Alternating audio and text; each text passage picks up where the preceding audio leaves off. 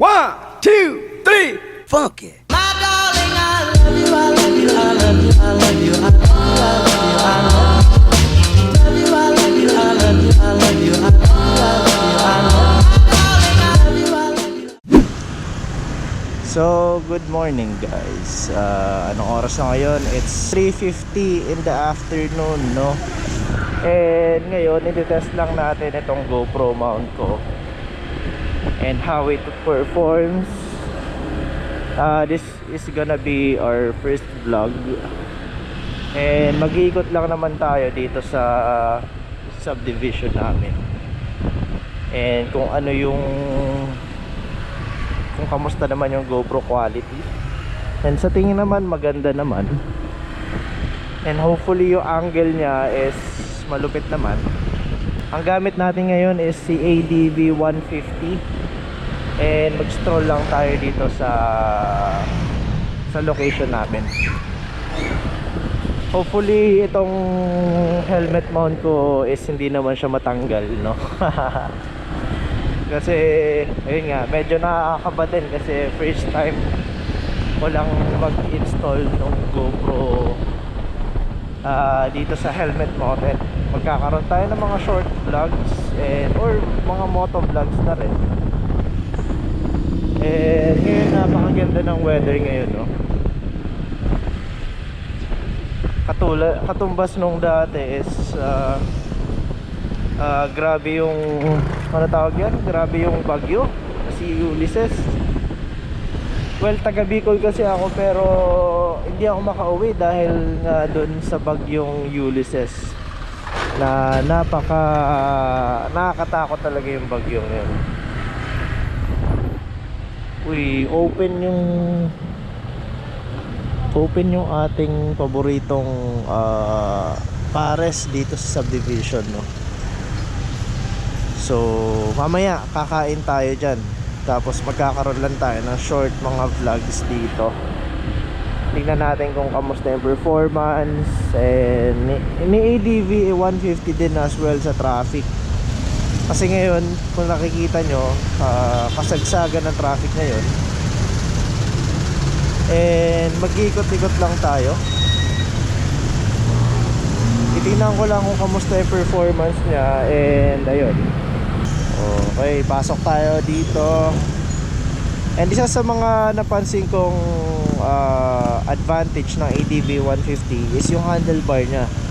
Napakaganda isingit kasi napakadali, napaka-maneuverable yung handlebar niya. It was at this moment that he knew he fucked up. Tsaka na, nagsaslide tayo guys, mga kapatid. Nagslide tayo. Ayun ang mahirap guys, pagpapasok kayo, sisingit kayo dito sa mga gutter.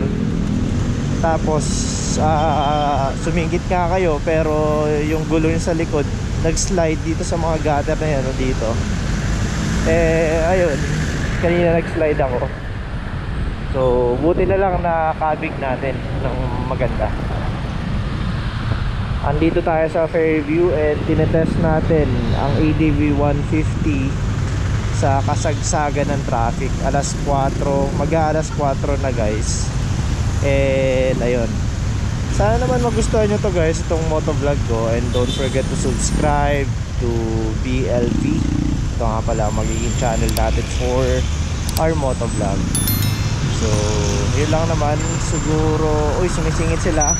Gagayahin ko na lang sila guys. Konting kamote muna, singit sa gilid. And also another part na sinasabi ko nga, moving back, yung handlebar ni ADV 150 sobrang gaan. Although kung mapapansin nyo, malapad siya pero magaan siya guys, i-maneuver.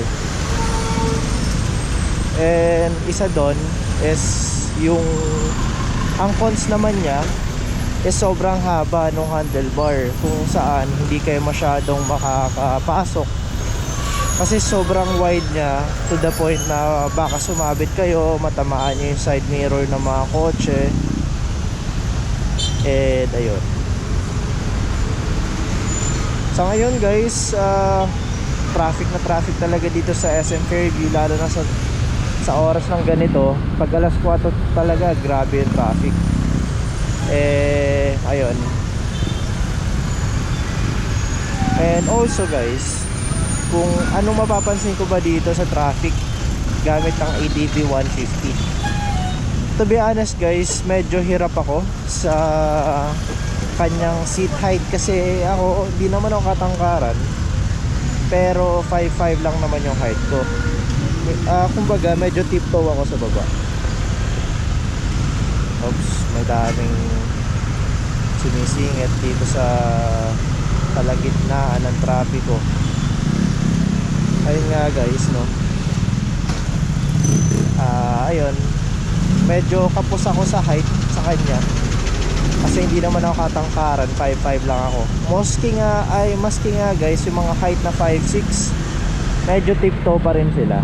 So yun talaga yung medyo cons kay EDV, lalo na pag may back ride ka. Paano pa kung mga 5'5" pababa? Pag may back ride ka guys, medyo mahirap talaga. Kagaya nito, yung handlebar niya talaga kasi medyo malapad, so hindi natin pwedeng masingit agad na mabilisan. So kailangan natin i-estimate kasi sobrang haba eh. And moving back guys, ayun nga, yung cons natin dito sa traffic gamit si ADV 150 is masyadong matangkad siya. Pero guys, pag nasakyan nyo naman si ADV 150, napakagaan naman dalhin. Para lang kayong GS, wow, GS, BMW, yun ang gusto kong adventure bike, BMW. Pero sana, matangkad yun eh, pero sana maaabot natin. Paunahin natin si kuya. Kung mapapansin nyo guys, itong bike ko or motorcycle ko is pure stock pa lang, wala pang mga ganong accessories. Ang una kong linagay na accessories dito is yung handlebar, itong hand grip, kasi additional protection siya, and also foreman din kasi medyo adventure bike. And also guys, ang linagay ko din dito is itong ang tawag niyan, itong blind spot indicator. Kasi ang problema talaga ni ADV 150 is yung side mirror niya masyadong malapit. Kumbaga kung saan maapektuhan yung naapektuhan guys yung performance nyo sa pagsisingit o overtake, kasi hindi nyo masyado makita yung tao eh, or yung mga riders na dumadaan. So yun siya. So kaya ako linagyan tong blind spot indicator, at least masilip ko lang, masilip ko kung kamusta naman, or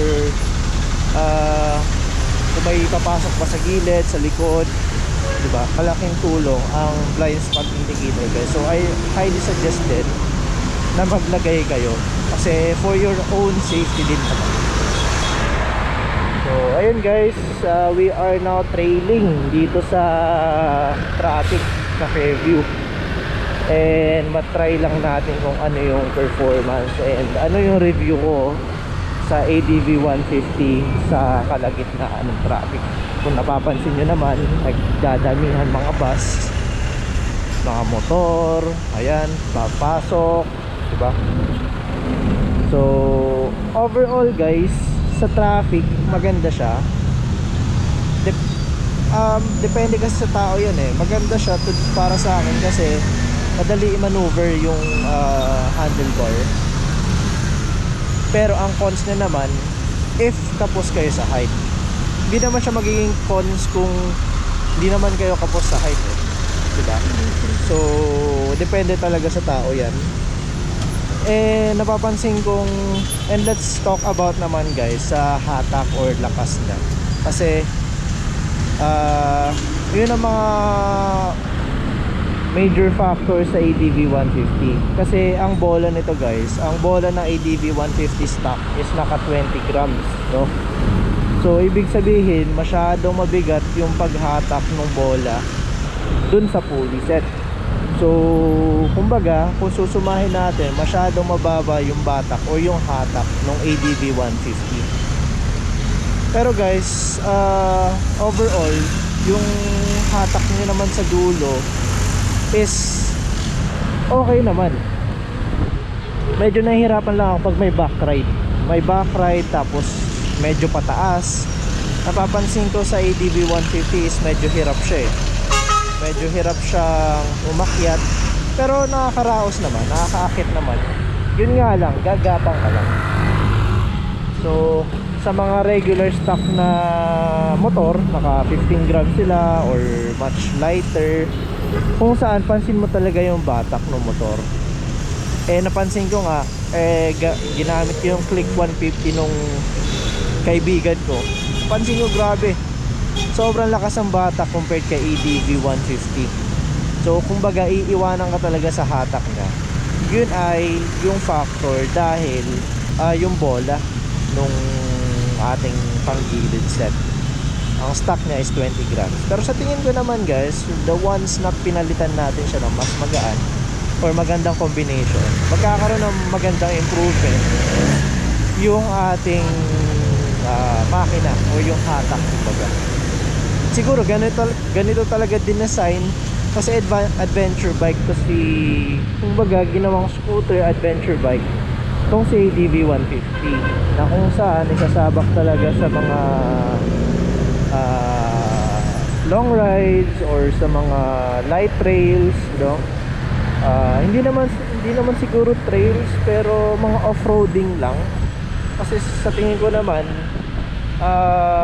yun talaga dinesign si ADV 150. Pinili ko pa rin yung GoPro Hero 7 kasi meron naman na siyang hyper smooth, maganda rin naman yung picture quality niya and yung video quality niya. So parang same lang din sila ng GoPro Hero 8, diba? So andito na tayo guys, medyo nakausad na yung traffic ko. And wala pa tayong mic ngayon kasi tinetesting ko pa lang yung quality ng mic ng GoPro. Tapos sa susunod na vlog natin magkakaroon na tayong test of mic.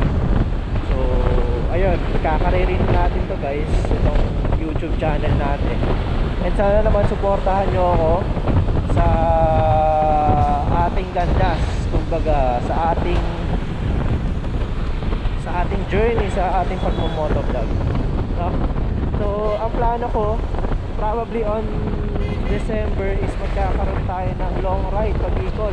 So abangan nyo yun guys. So make sure to subscribe sa ating YouTube channel. Medyo bilis tayo guys kasi libre naman. Tapos U-turn na tayo dito. So ayan, maraming salamat sa panunood guys. So sa ngayon hindi ko pa alam kung ano yung tatawag sa inyo. Kindly comment down below kung ano yung magandang tawag sa inyo, and yung shoutout ko na rin yung mga madami magsasuggest na kung ano ba yung tawag ko sa inyo, mga tropa, mga ano kaya, kasi si trupa idol natin yan. So comment down below guys kung ano yung gusto nyong tawagin ko sa inyo or mga gusto kong tawagin sa ating subscribers. Okay, so hanggang sa muli guys, this is BLB Motovlogs. Peace.